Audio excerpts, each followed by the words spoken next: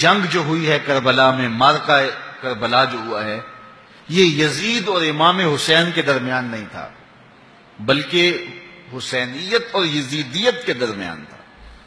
یعنی یہ شخصی لڑائی نہیں تھی، بلکہ نظریات کا تصادم تھا۔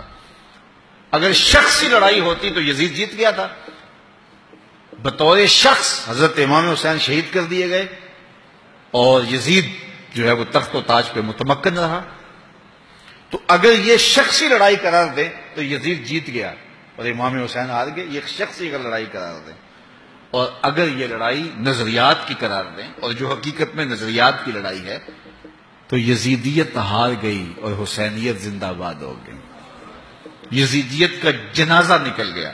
وہ تخت و تاج جس کے لیے یزید نے اتنا کچھ کیا تھا، اس کے اپنے بیٹے نے اس پہ تخت پہ تھوکا۔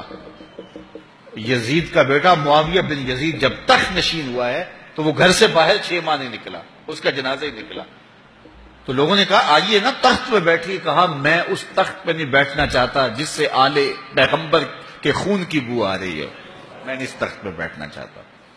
اور پھر اس کا تخت سمٹ گیا، اس کا نام مٹ گیا، کلنج کے مرض سے تڑپتا ہوا مرا اور انتہائی ذلت کی موت مرا، رسوا ہو گیا، اس کا نام بھی باقی نہیں ہے۔ میں گزشتہ برس کربلا میں حاضر ہوا تو حضرت امام حسین کا چمکتا ہوا روضہ نور دیکھا۔ وہ لمحے بڑے دردناک تھے جب ہم کربلا میں پہنچے اور رات کا موقع تھا، تو ہمارے ڈرائیور نے کہا کہ یہ نہر فرات ہے، وہ نہر فرات جو چمکتی رہی اور جس کی لہریں اچھلتی رہیں، اور کربلا کا یہ مقدس قافلہ پیاسا رہا۔ تو عجیب قلب کے اندر کیفیات کا ایک جہان تھا۔ یہ تو امام حسین کا روضہ ہے نا، لیکن یزید کا نشان نہیں ملا۔ میں نے تاریخ کی کتب میں ڈھونڈا کہ یزید کی قبر کہاں ہے، تو مجھے تاریخ نے بتایا مزبلہ دمشق، دمشق کے اندر کوئی جگہ ہے جہاں لوگ کوڑا پھینکتے ہیں، تو اس کوڑے کے نیچے کہیں یزید کی قبر ہے۔ نشان بھی نہیں ہے کہاں ہے، لیکن اتنا پتا ہے اس روڑی کے نیچے یزید کی قبر ہے۔ یزید کی قبر مزبلہ دمشق میں، اور امام حسین کا قبضہ آج بھی کربلا پہ۔ تو یزید کا نام مٹ گیا، اس کا تشخص مٹ گیا، امام حسین کا نام بھی باقی، آپ کا ذکر کی باقی، اور آپ کے تذکروں کی خوشبو بھی باقی۔ تو یہ شخصی لڑائی نہیں تھی۔ میں نے اس دن عرض کیا تھا کہ طلحہ بن عدی بن حاتم نے 30,000 لوگ پشت پہ کھڑے ہونے کی بات کی تھی، لیکن امام نے اس پیشکش کو ٹھکرا دیا تھا، اس لیے کہ آپ حق اور باطل کی راہیں اجالنا چاہتے تھے، اور وہ انہوں نے اجال لیں۔ حضرت امام حسین کی شہادت کے بعد بھی یہ جنگیں جاری رہیں۔ مالک اشتر کی قیادت میں مختار سقفی کی فوجیں ابن زیاد کی فوجوں کے مقابلے میں فرات کے کنارے لڑ رہی تھی۔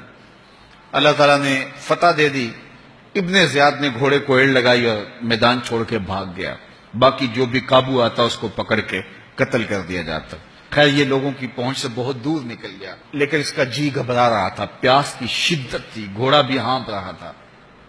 تو یہ چلتے چلتے صحرا میں گیا تو وہاں اس نے دیکھا کہ ایک خیمہ ہے، تو سوچا کہ میں چلتے چلتے ان سے پانی کا گھونٹ مانگ لوں تاکہ اپنے جگر کی پیاس تو بجھا سکوں۔ تو اس نے گھوڑا کھڑا کیا اور ہانپتا ہوا اس نے پردہ اٹھایا، دیکھا تو خیمے میں امام زین العابدین قرآن کی تلاوت کر رہے تھے۔ تو جب اس نے دیکھا تو ایک دفعہ تو شرم سے پانی پانی ہو گیا، لیکن مرتا کیا نہ کرتا، پیاس کی شدت تھی کہ حضرت پانی دیجئے۔ امام زین العابدین نے دیکھا اور پھر گھڑے سے کٹورا بھرا اور اس کے ہاتھ میں تھمایا، سمجھا کہ حضرت نے مجھے پہچانا نہیں، پانی پی لیا، شدت کی پیاس تھی، پھر مانگا، آپ نے پھر دیا، تیسری مرتبہ پھر مانگا، آپ نے پھر دیا۔ 3 کٹورے پانی کے پینے کے بعد امام زین العابدین سے کہنے لگا حضرت شاید آپ نے مجھے پہچانا نہیں۔ امام زین العابدین ابھی تک ضبط کیے بیٹھے تھے، آنکھوں سے موٹے موٹے آنسو نکلے۔ کھا بدبخت، تجھے نہیں جانتا جس نے میرا خاندان اجاڑ دیا، 6 ماہ کے بچے بھی نہ چھوڑے، جس نے مخدرات کو اونٹوں پہ بٹھایا، کیا تجھے نہیں جانتا جس نے خاندان نبوت اجاڑ دیا؟ تو کہا حضرت اگر جانتے ہیں تو میرے ساتھ یہ سلوک کیا کیا؟ کہا ایک دن ہم مہمان بن کے تمہارے گھر آئے تھے، جو تم نے کیا وہ تمہارے خاندان کی ریت تھی، آج مہمان بن کے ہمارے دروازے پہ تم کھڑے ہو، جو ہم کر رہے ہیں ہمارے خاندان کی ریت ہے۔ تو یہ شخصی لڑائی نہیں تھی، یہ نظریات کا تصادم تھا۔ تو امام حسین رضی اللہ تعالیٰ عنہ جو چاہتے تھے وہ ہوا، حق اور باطل کی سرحدیں بالکل واضح ہو گئیں، نہ یزید کا وہ ستم رہا، نہ زیاد کی رہی وہ جفا، رہا تو نام حسین جسے زندہ رکھتی ہے کربلا۔